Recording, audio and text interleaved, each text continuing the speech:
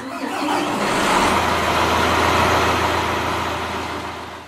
everyone, it's Shane from Hanlon's for another Maintenance Monday. Today we're going to talk about grain vacs.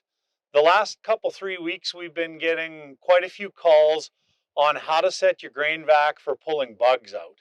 Now, grain vacs aren't designed to pull bugs out, but they actually do a pretty good job of it. And so these are some tips to get some of those bugs out. There's apparently a lot of bug activity going on in grain bins this fall for whatever reason. So the main thing that we want you to do is on your throttle here, you want to pin that wide open. So you take that little tab and swing it over and have it locked so that it's wide open. This is a 1300 HP, 7500s are similar to that, 5200s are a little bit different, but you want to pin that throttle wide open so that it's moving maximum amount of air all the time.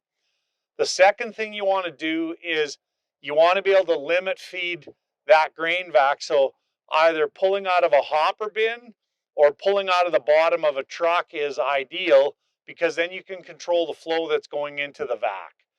Normally you can load a truck in 15 to 18 minutes with a vac like this out of a full bin.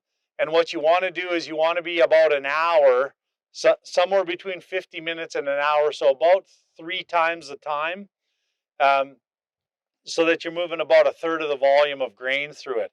What it does then is you have the maximum amount of airflow to pull those bugs off or to beat them around inside the vac, and then the air exhaust will suck them off and blow them out.